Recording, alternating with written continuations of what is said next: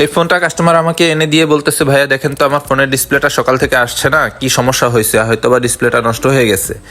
এরপর আমি আস্তে করে খুলে দেখলাম, ডিসপ্লেটা চেক করলাম এবং অন্য একটা ডিসপ্লে লাগাই দেখলাম যে না, নতুন ডিসপ্লেও আসতেছে না। দেন আমি বোর্ডটাকে চেক করলাম ভালো করে, যে বোর্ডের সব কিছু ডিসপ্লে লাইনগুলো সবগুলো অ্যাকুরেট আছে কিনা। দেন আমি পেলাম যে লাইটিং লাইনের ভ্যালুটা ঠিক নাই, অ্যাকুরেট পাচ্ছি না। এরপর যে সাইডে লাইটিং আইসিটা থাকে ওখান থেকে আমি একটু টিন কেটে নিলাম, কেটে তারপর আমি চেক করে দেখলাম যে না, লাইটিং আইসিটাই সমস্যা, লাইটিং যে কয়েলটা আছে ওটা সমস্যা ছিল।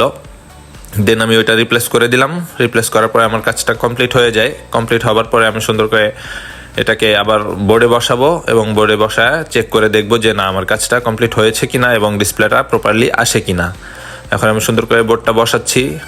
বসানোর পরে চার্জে লাগালাম, লাগাই দেখলাম যে আসলে ডিসপ্লেটা আসছে কিনা। ডিসপ্লে চলে আসছে। দেন আমার কমপ্লিট হয়ে গেছে কাজটা। আপনাদের যদি ভিডিওটা ভালো লাগে, লাইক, শেয়ার এবং সাবস্ক্রাইব করে দেবেন প্লিজ।